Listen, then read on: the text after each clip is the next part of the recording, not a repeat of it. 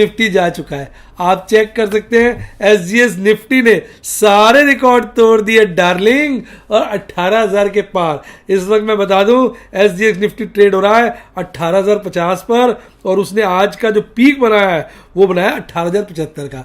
तो भाई एमकेजे इन्वेस्टमेंट कम trading strategy को सलाम, बड़ा अच्छा मोटा मुनाफा आएगा अपनी होल्डिंग पर।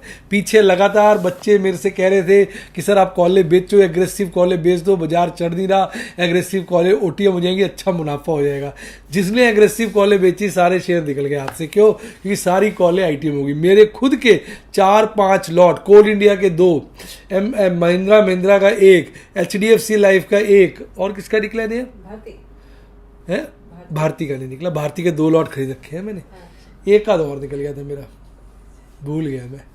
तो मेरे भी इतने सारे लॉट निकल गए, और मैं फिर सावधानी से काम करता रहा। एचडीएफसी लाइफ में तो मैंने गेम खेल दिया, 2 पुट्टे बेच दी, नीचे 400-500 शेयर ले लिए, एक ऊपर की कॉल बेच दी, वो तो जो उसकी कसर थी पूरी कर ली। कोल इंडिया हाथ से निकल गए 2 लॉट, कोई बात नहीं है। और आपका एमएनएम निकल गया, पर मैंने एमएनएम का कसर टाटा मोटर के पुट्टे बेच के कर ली। तो आप अगर मेरे स्टूडेंट हैं, मेरे लाइव डेमो देखते हैं, तो आपने देखा होगा कैसे मैंने चालाकी से दूसरी जगह मल्टीपल पोजीशनें बना के एक अच्छा मुनाफा कमा लिया। तो इस महीने बाजार अगर ऐसे ही भागता रहा तो सारी की सारी पुट्टे ओटीएम हो जाएंगी, उसमें एक बड़ा मुनाफा आएगा। और इसके साथ साथ अभी तो जी भागा नहीं है, जिस दिन जी भागेगा 15-20 हज़ार शेयर पड़े, मैं भूल जाता हूँ, 15,000 के आसपास है।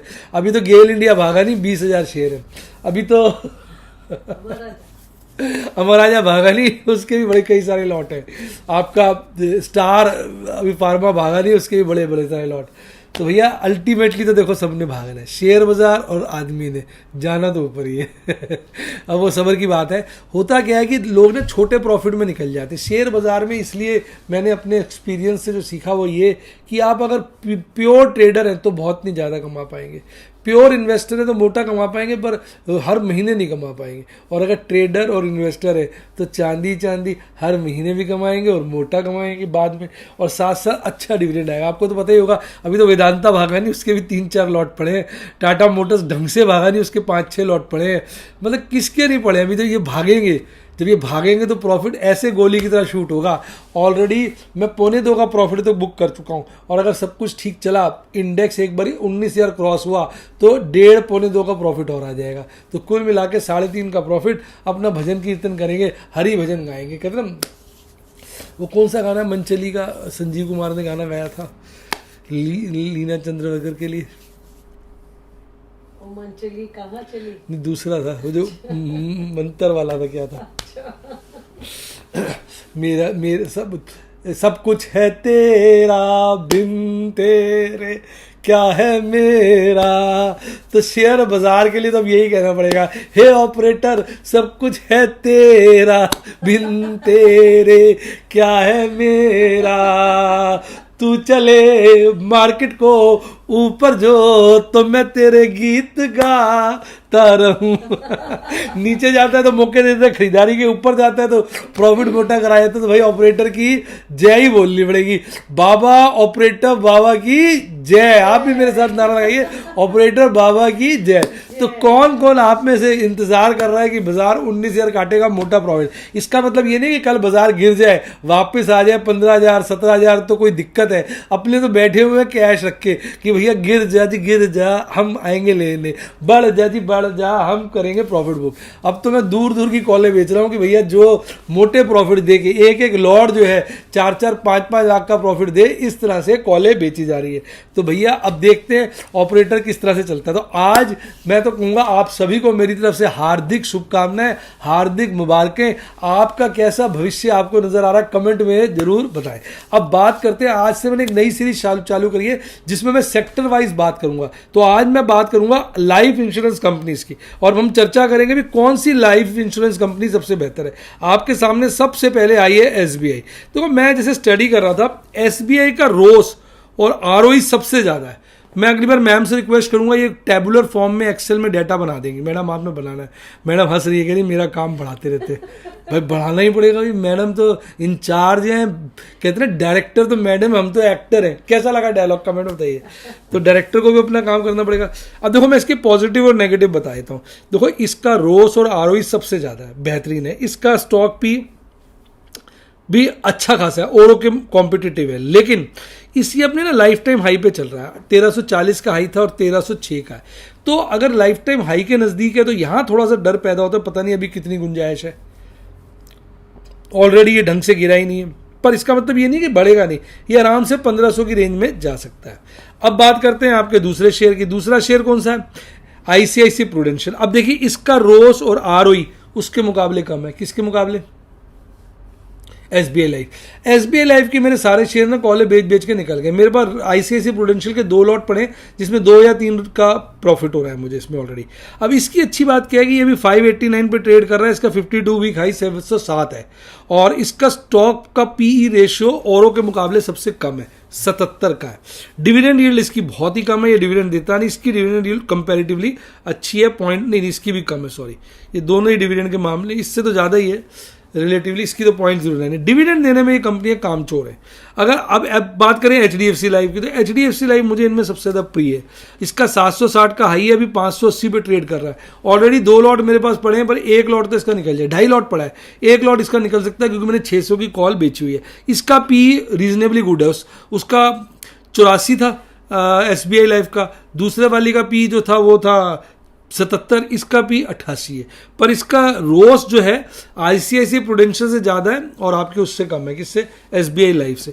पर इसमें पास्ट हायर देखो तो काफ़ी बड़ा लगता है। और एचडीएफसी बैंक नो डाउट अच्छा बैंक है, तो और एचडीएफसी के शेयरों ने परफॉर्म नहीं किया, चाहे वो एचडीएफसी बैंक हो, चाहे एचडीएफसी लाइफ हो, चाहे एचडीएफसी हो, चाहे आपका एचडीएफसी एएमसी हो। एचडीएफसी लाइफ के 2 लॉट, एचडीएफसी के 2 लॉट, एचडीएफसी बैंक के 2 लॉट, आपका एचडीएफसी कौन सा बचा जी तीसरा?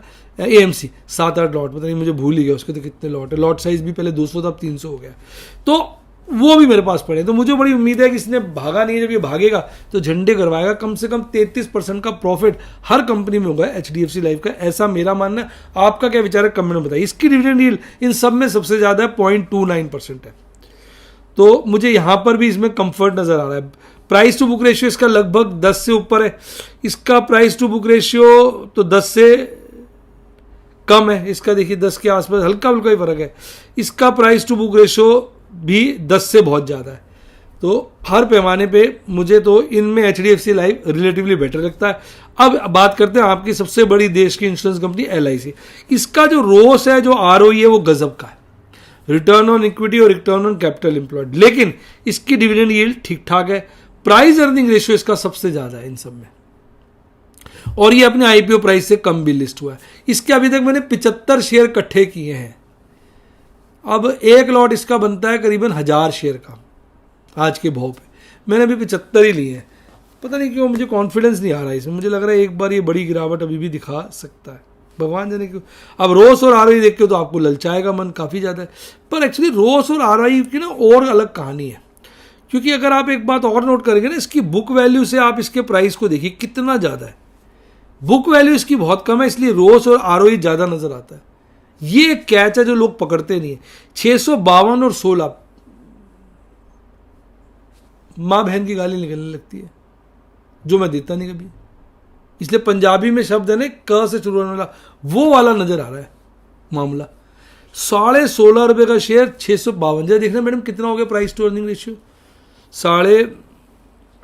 652 को 16.5 से भाग करो, मतलब मैंने इस पर गौर ही नहीं किया था। तो आप देखो, यही तो फ़ायदा होता है, जब मैं आपको सिखाता हूँ तो कुछ ना कुछ खुद भी सीखता रहता हूँ। जब आपको बताता हूँ कुछ ना कुछ मेरा भी ध्यान चला जाता है। अब ये देखने के बाद तो मेरे भी तोते उड़ गए। अब ये रोस और आरओई तो इसका ज़्यादा होगा ही, क्योंकि 16.5 इसकी बुक वैल्यू है, 39, बाकी सबका 10 पे चल रहा है, 10 से ऊपर नीचे, ये 39 पर है। तो अभी इसलिए रोस और आरओई तो इसका ज़्यादा आएगा ही आएगा, साला लूट रखा है इन्होंने। और प्राइस अर्निंग रेशियो भी देखो सबसे ज़्यादा, यहाँ ये इसका खतरा नजर आता है, इसलिए मेरे पास सबसे कम शेयर है। तो अगर मेरे से कोई पूछे कि आपको क्या बढ़िया लगता है, भाई नंबर 1 पर एसबीआई और एचडीएफसी लाइफ आते हैं। नंबर 2 पे ICICI प्रूडेंशियल आता है, नंबर 3 पे मुझे LIC लगता है। बाकी साहब मैं कौन हूँ कुछ बाज़ार में, छोटा सा अदना सा व्यक्ति हूँ जो ऑपरेटर के आशीर्वाद से, प्रभु के आशीर्वाद से, आपकी शुभकामनाओं से ठीक ठाक मुनाफा बना लेता है। ऑपरेटर का आशीर्वाद इसलिए कि वो ऊपर नीचे करता रहता है ना बाजार, नीचे करता है तो खरीदारी के मौके मिलते हैं, ऊपर करता है तो पुट्टे OTM होती है, प्रॉफिट मिलता है, या आप कहिए कि अपने कॉले ITM होती है, अच्छे रेटों पे शेयर निकल जाते हैं। तो भाई उसका तो देखो प्यार है ही ऑपरेटर भाई का। कई लोग सोचते हैं मैं ऑपरेटर को सदा क्रिटिसाइज़ करता हूँ, ऐसा कुछ नहीं है, मेरा तो ऑपरेटर से बड़ा बड़ा उससे लगाव है। मैं तो बताता हूँ कि वो ऐसे कर रहा है, वैसे कर रहा है, अदरवाइज तो भाई उसकी वजह से हमारी काम काज चलता है, हमारा